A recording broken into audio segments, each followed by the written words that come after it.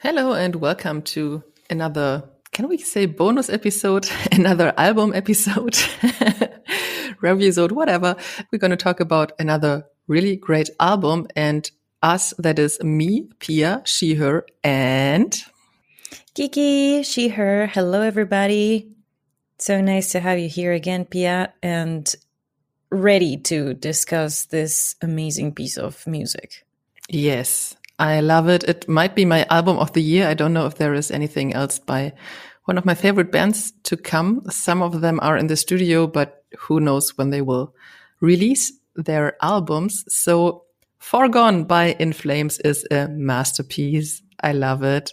I can listen to that one over and over again. And now I'm really happy that we can talk about it finally. Yes. We are recording today on February 22nd. So you will be hearing this a little bit in the future. And the album has been out for less than 2 weeks. And did it make it to the top of the German charts? Yes, it made it to number 1. Oh, yeah.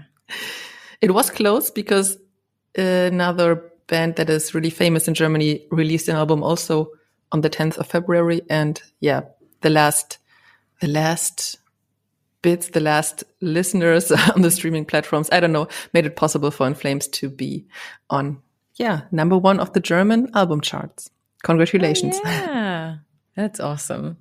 And it is a really awesome album. I haven't been a fan of In Flames for too long, I must admit, but I really, really like it. And I've also been playing it a lot, not only because I knew I had to talk about it here today, but also because it's fun. It's catchy. Yeah. And I must say, my most important thought about the album is that although the melodies are very catchy and I find myself singing the choruses over and over again, the lyrics are actually very deep too. Mm-hmm. It's dark, but it's dark and strong. And that's actually a good thing. I do like to pay attention to the lyrics and to the themes of the music in general. And this was one of the few times that has happened to me that I find myself singing it first and then thinking about it and thinking, damn, I can relate. And this is so fitting to the moment in time that we are all living.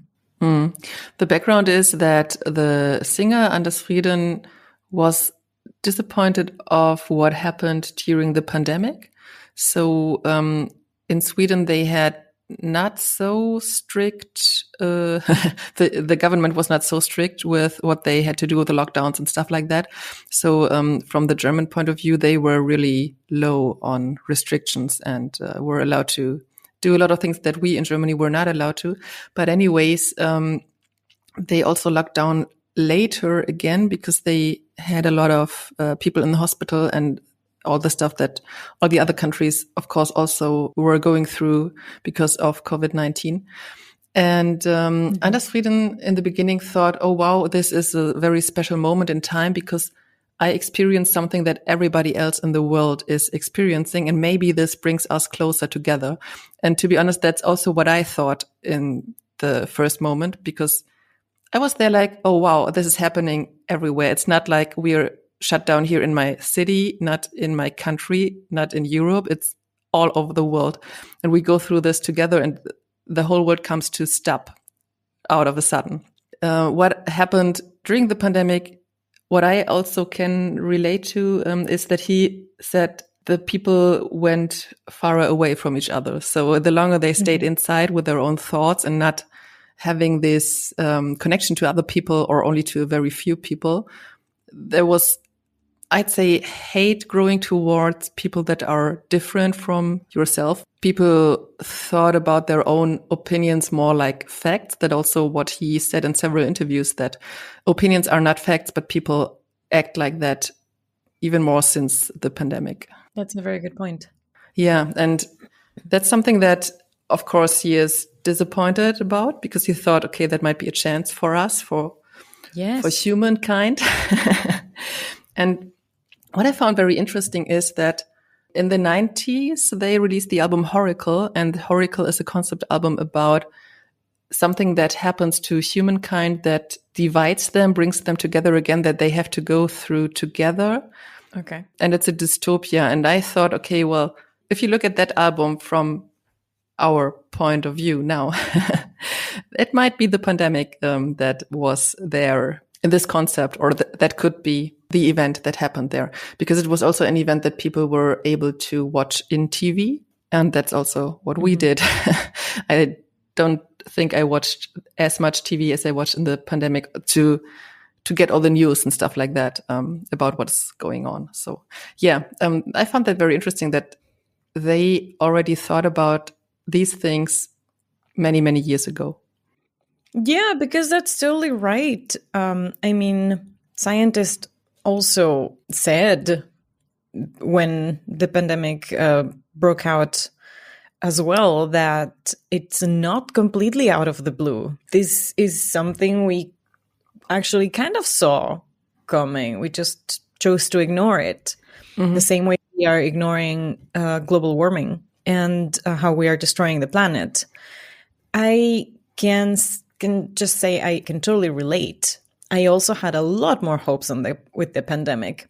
And hopes is a funny thing to say, because the moment that lockdown started, and we've talked about this a few times, I didn't go out of my house for 3 months. I was scared to death. I had a lot of anxiety. I lost weight because of all the anxiety and things that I was emotionally going through. And this deeply rooted fear caused all those reactions that you were also describing right now. The aversion and rejection towards people that didn't want to be careful later on, who didn't want to be vaccinated.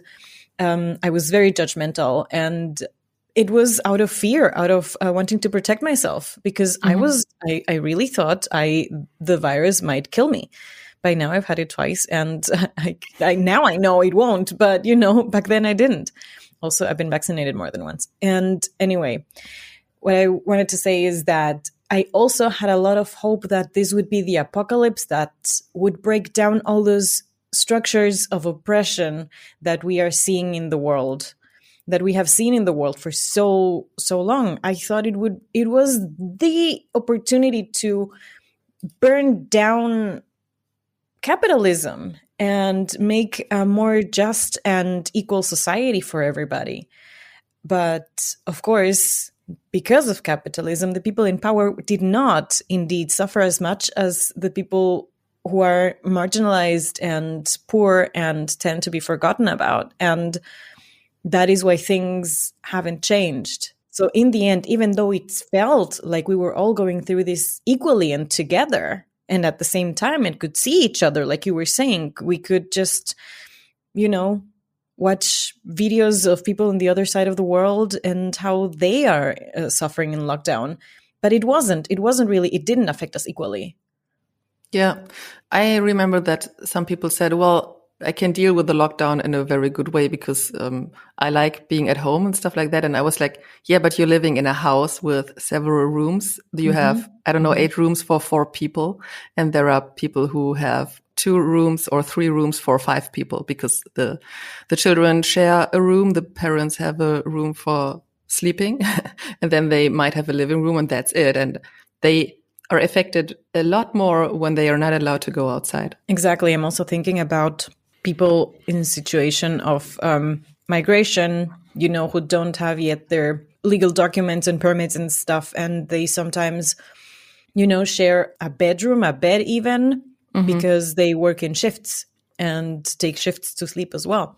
Or people in poor countries who just, like mine as well, like Ecuador, if they don't go out of the house to work every freaking day, they just don't survive because they don't have any income, any passive income or any regular income that will secure their nutrition, their food, their just survival.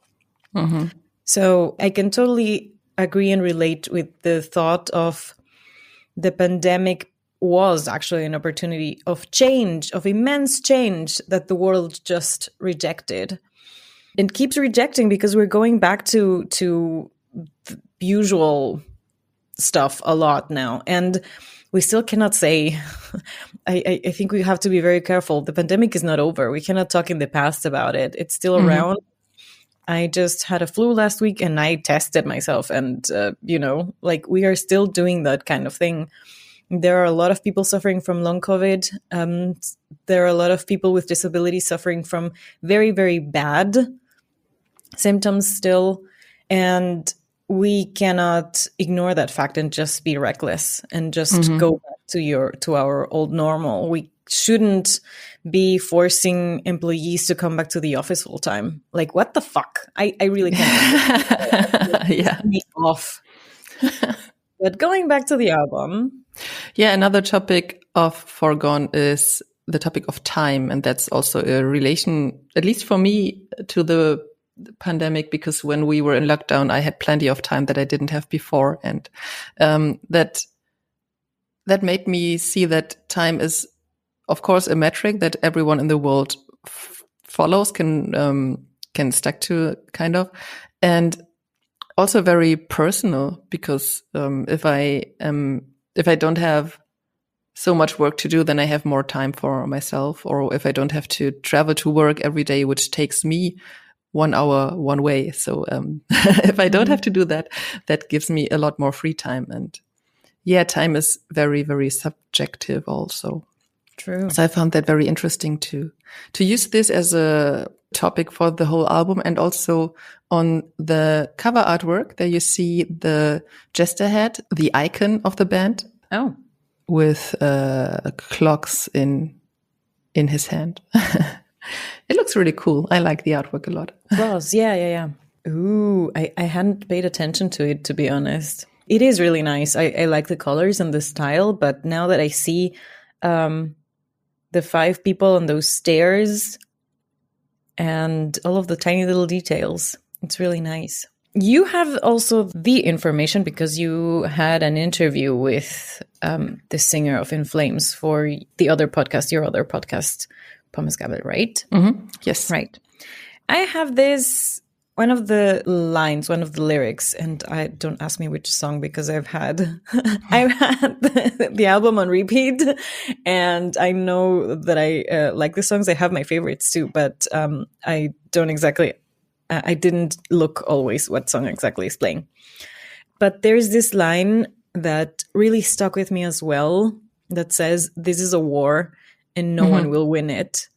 Yeah. And in the dark, is it, I think. Also, at this very specific moment, today is February 22nd. In 2 days, it's going to be the anniversary, which is not a celebration, but it's going to be 1 year since the Russian invasion in Ukraine. And this state of war in Europe has lasted for a whole year. And it's just so sad and so true that there are never winners in a war. There are always people who are suffering and people who lose their lives. So everybody loses. And also the fact that it's been a whole year and we were so scared in the beginning. We also had a conversation on the podcast about that. And it just, we kind of got used to it. And it's so scary that we can get used to all of these things that starts that instill the deepest fears in us in the beginning, because they are awful, awful things that are happening in the world, but we just get used to it. And the war has also been in the media a lot. And we've been able to see so many gruesome, cruel, awful things. And for it to last so long and for us to get used to it, it's just so sad and tragic. And I don't know if that line was specifically about that, but it just hit hard because of it, because of what we are living in the world right now. Yeah, that's true. And also, there is a music video for Foregone Part 1 that is made by a Ukrainian artist. And I also thought there might be kind of hidden message, but I also asked the singer and it is not. So I don't know if the lyrics that you were just quoting, I think it's from the song In the Dark, are about the war, but it totally fits. I had the same thought. So yeah, it's a bit like still in the pandemic, but after the peak of the pandemic that we just go back to normal. But the war is always something that I have in mind, no matter what I do. I'm thinking about, okay, how will this turn out? How will this go on? How will this affect me in the future? Mm-hmm. Mm-hmm. So yeah, music is also something that can help think about something else, but still, if somebody speaks about war in the lyrics, we immediately come back to these thoughts. I found it a very strong stance, though, because, and I'm so sorry, I'm having breakfast right now. It's a powerful statement to say that this is a war, no one will win it, and the way he sings that too, it has this, or I feel it, and I interpret it as this attitude of rejection as well, or maybe distancing. In that lyric, to me, he's making this statement of, first of all, how stupid are we that we think we can still solve problems with war, and also like it's kind of a duh. Of course, no one is winning this, and saying something like, "Why are we still doing this?" and this is taking us nowhere. So it packs such a, to me at least, such a huge message that is also kind of positive, while saying that this is just not a good thing that we're doing, right? It's kind of a positive, optimistic, hopeful, I don't know, but it's kind of a like a cool message, even though it's such a dark, sad subject. I think In Flames have always been vocal about things without being a political band in total. So they always, took these topics in their lyrics. And I think that's a very cool way also to address people who are not so deeply into politics, because it might be a first step to think things over. Yeah. Mm-hmm. You said in the beginning that you haven't been a big fan of In Flames at all. I have been a big fan of In Flames, especially in the late 0 years. How can you say that? About in around the late aughts. Mm-hmm. The late aughts, 2008 to 2012, I'd say. People say that you can divide the career, the discography of In Flames into 3 parts. The first one is the death metal part, so the beginning where they were mixing up the harsh death metal vocals with melodic metal, like Iron Maiden, for example, did. And that's also kind of the birth of melodic death metal. So they count as founders of melodeth. And yeah, that's the first phase. That explains a lot. Yeah. Then they became even more melodic. That would be the second phase. And that's when I got to know them, and where the albums were released that I listened a lot to, especially Come Clarity. That's my favorite album of the band. And then they became more alternative. So I'd say that Sounds of a Playground Fading was the first step into metalcore, and then they got even softer. And the singer Anders Frieden also has a project that's called If Anything Suspicious, where he's not even singing, he's just producing.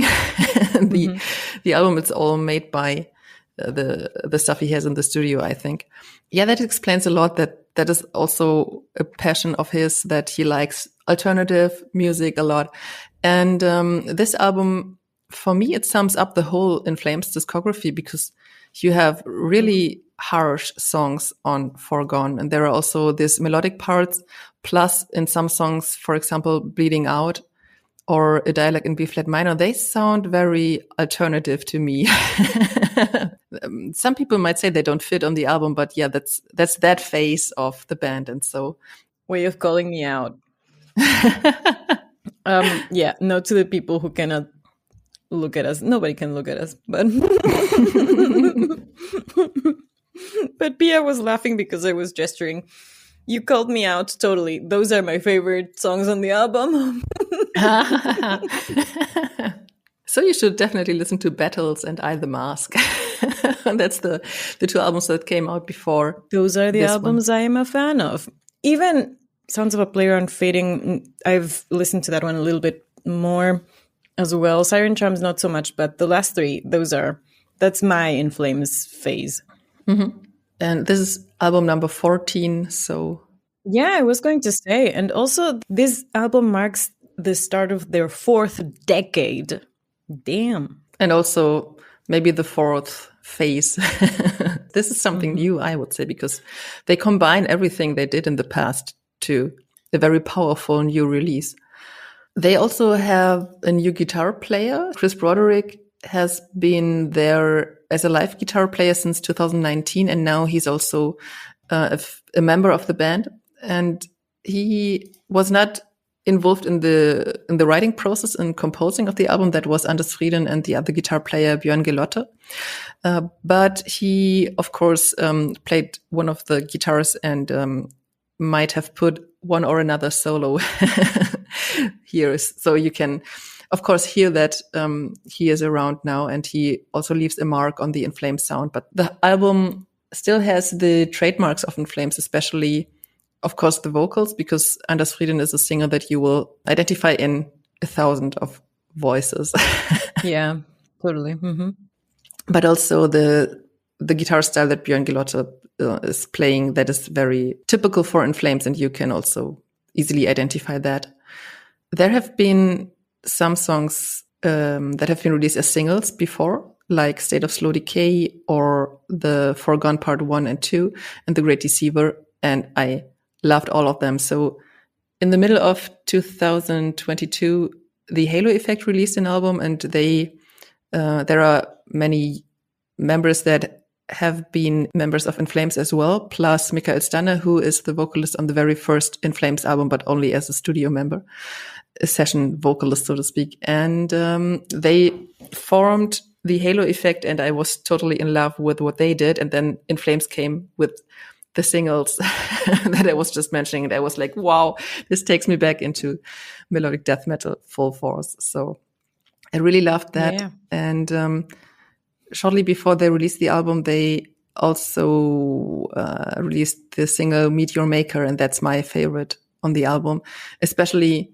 because I like the guitar riffs so much. They have one in the first strophe where they use the theme of the chorus in the guitar as well. And I'm like, wow, now it starts. And then no, it stops. It doesn't start yet. And then whenever the chorus starts, I'm like, wow, I love this guitar. I love it so much. And that is in many of the songs that I enjoy listening to the guitar a lot. Fun fact, when you listen to the opener, The Beginning of All Things, you have a very calm melody. I think they use that again in the song in Pure Light of Mind. They redo, or they continue with this very calm melody.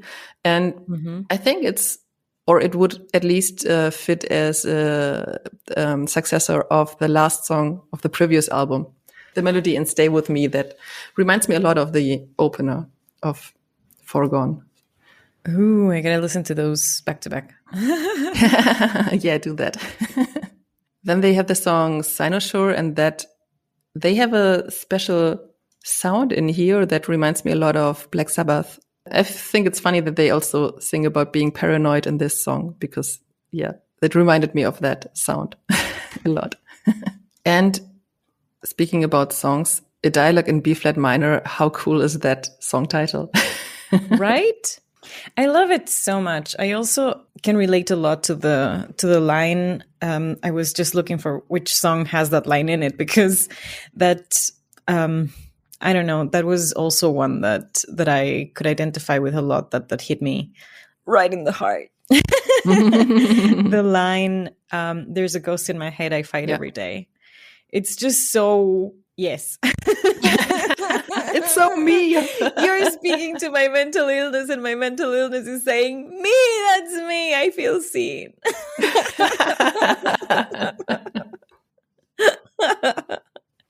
It's so nice to connect with songs like that, even if they didn't mean it, like I am interpreting it right now. It's just it hits different.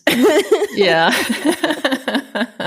It is a very great song title, and the concept, as a general thing, as a whole, it's just really fun even to see it like that, to see it's not you, it's not your fault. Your brain is a bit broken. But it's okay. It's fine. You're not alone. You're gonna be fine. Yeah, that's it, exactly. No, and also to have all those things be an inspiration to such beautiful music. Mm-hmm. Yeah.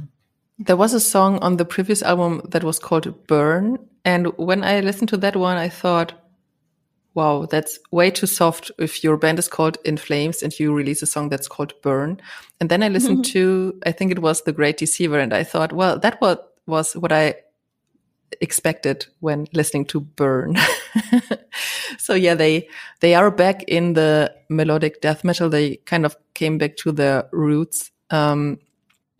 And I really like that. And I hope they get a lot of fans back that were like, oh, I don't like that alternative stuff. But yeah, now they found a way to combine all these things and create something new. And I love that. Every single song, I'm like, yeah. It's really cool. Totally. Even the intro song, the beginning of All Things That Will End, it's like the calm before the storm. It's so nice. Yeah. The closer track as well, and the transmission, it's so catchy. It's really cool. I would dance to it almost. I really like it. Yeah. To be honest, I also didn't like that alternative phase much, and I stopped paying attention to In Flames. And I was always looking for a band that could hit me like In Flames did, and kind of fill the gap. And the funny thing is that now In Flames themselves do that. That's amazing. Yes. So yeah, as I said in the beginning, it might be my album of the year. It's amazing. I can listen to that over and over again without being bored, and I always find something new that catches my attention. And also the music videos are really cool. So we have this the song, the title track, with part 1 and part 2.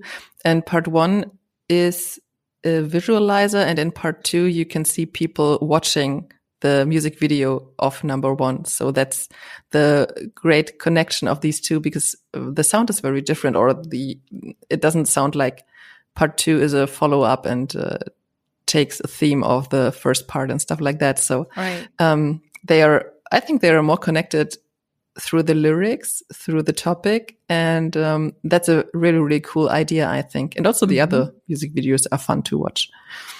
I haven't watched any. We should bring back Heavy Fridays on my Twitch channel. Yeah, that's true. Let's do that. So your favorites are? Meteor Maker is on top of everything. That's also a song that for me sums up the album very good. But also State of Slow Decay or The Great Deceiver, or to go a little bit away from this signature sound of the face that I love so much. Also, Pure Light of Mind is a very refreshing song for me, because I, as I said, didn't listen that much to Battles or Either Mask or Siren Charms. I see. Cool. For me, as I said, Bleeding Out and a dialogue in B flat minor, and the transmission as well. So I don't know, the second half. It's usually the other way around, I find. Albums start really strong. Then, let's say, track 3 and 5 are the singles, and so they're great. And like the second half is boring, but this one is not. The second half still has a lot of surprise, a lot of punch, and a lot of, as I said, catchy, dancey tunes. That's also something that makes this album so special, that you have these different styles that you don't have the impression you listen to one big song that is divided into parts. You really know that you are listening to another song right now. Yeah. To another great song, because all of them are really cool. Also, please never tell In Flames I call them dancey. But I think they will be fine with that.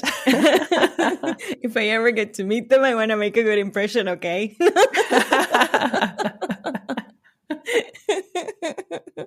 Okay, perfect. That's it.